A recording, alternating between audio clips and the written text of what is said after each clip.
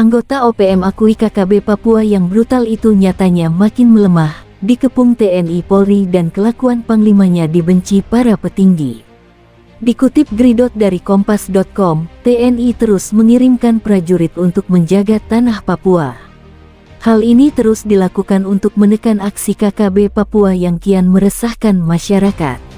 Tak hanya menyerang TNI Polri, KKB Papua dilaporkan juga menyerang warga sekitar yang tak tahu apa-apa. Hal ini pun membuat para petinggi OPM geram dengan kelakuan KKB di lapangan. Perseteruan sesama KKB Papua akhirnya semakin memanas. Dikutip Gridot dari Tribun Medan, pertikaian antara Panglima Perang KKB Egyanus Kogoya dengan para petingginya sepertinya belum menemukan titik terang.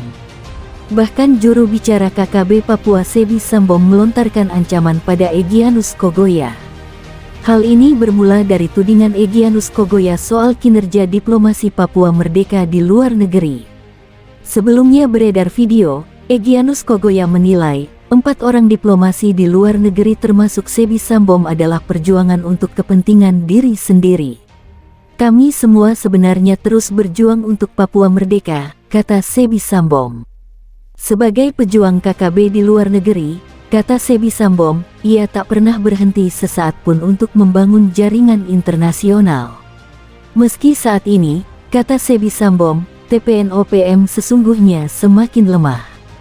TPN-PB-OPM tak bisa lagi berjuang untuk Papua Merdeka.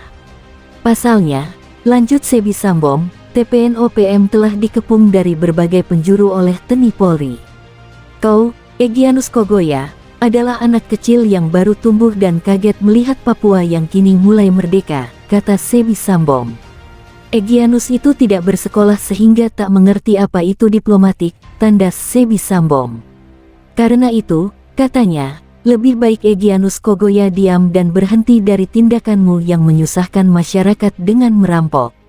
Kau lebih baik diam, atau kami bongkar semua tempat persembunyianmu, ancam Sebi Sambom dengan nada marah.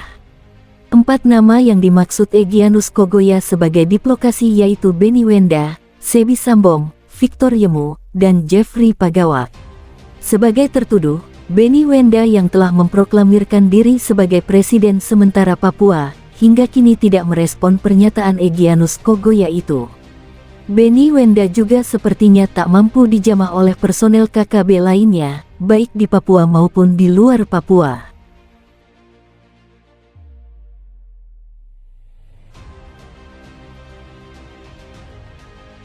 Tarik ulur dan silang pendapat pembebasan sandera pilot Susi Air di kalangan kelompok separatis Papua kiat memanas, bahkan separatis di luar kelompok penyandera pun turut bersuara. Benny Wenda selaku pimpinan ULEM WP menyerukan kepada militan Tentara Pembebasan Nasional Papua Barat TPN-PB-OPM untuk membebaskan pilot asal Selandia Baru Philip Martin yang telah mereka sandera sejak tanggal 7 Februari tahun 2023. Benny Wedan juga mendesak para militan untuk mempertimbangkan kembali ancaman mereka baru-baru ini untuk menembak Martin, dengan mengatakan itu bertentangan dengan semua kepercayaan dan ajaran Papua, tak terkecuali Sebi Sambom sang juru bicara TPN-OPM yang merupakan bagian dari kelompok penyandera, juga menyerukan kepada Egyanus Kogoya untuk tidak melukai sandera pilot Susi Air. Namun rupanya himbauan positif dari sang juru bicara disalah tafsirkan oleh TPN-PB-OPM. Mirisnya lagi, Sebi Sambom dituding melakukan pertemuan rahasia sepihak dengan intelijen RI di Port Moresby, Papua Nugini. Bahkan pihak TPN-PB-OPM mencurigai sang juru bicara ini disuap dengan tawaran uang untuk menggagalkan tuntutan Papua Merdeka oleh pihak TPN-PB-OPM.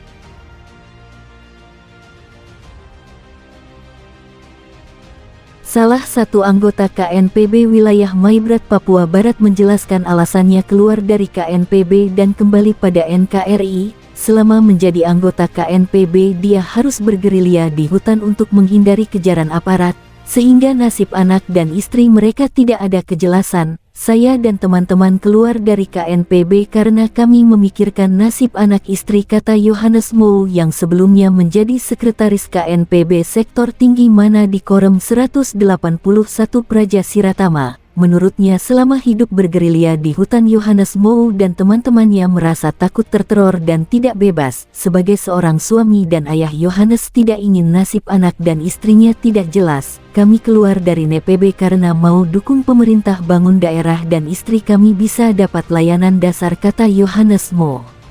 Dia berharap setelah keputusan itu kehidupannya pun berubah menjadi lebih baik. Saya berharap dengan kembalinya ke NKRI bisa hidup aman dan nyaman bersama keluarga di Maibrat, ujar Yohanes. 3 pimpinan dan 10 anggota NPB Kabupaten Maibrat, Papua Barat Daya menyatakan diri kembali ke pangkuan NKRI. Mereka mendatangi markas Komando Korem 181 dan membuat surat pernyataan keluar dari KNPB. Ini adalah hal yang sangat menggembirakan, mereka datang dengan kerendahan hati dan kesadaran diri kembali ke NKRI, ujar Komandan Korem 181 Brigjen TNI Junires Rumbato Ruam. Brigjen Junires mengatakan 13 orang anggota KNPB itu secara resmi keluar dari organisasi mereka dengan menandatangani pernyataan di hadapan dan Rem 181 dan Ketua DPRD Maibrat. Hal itu dilakukan di ruang transis Makorem 181 Jalan Pramuka nomor 1 Kelurahan Malam Sosorong. Ini hasil koordinasi saya dengan Ketua DPRK Maibrat dan Kepala Distrik Ifat Timur Jauh punya kesepakatan sehingga saudara-saudara kita kembali ke NKRI, ujarnya. Juniras menuturkan 13 orang tersebut berasal dari 3 sektor, yakni Sektor Aimas Kabupaten Sorong, Sektor Timana Aifak Timur dan Sektor Siwa Eva Timur. Simpatisan ini terdiri dari 3 pimpinan dan 10 anggota. Mereka keluar dari KNPB dan fokus untuk membangun negeri bersama pemerintah daerah karena mereka sadar tergabung dalam kelompok tersebut justru tidak ada kemajuan, malahan mengalami kemunduran, ungkapnya.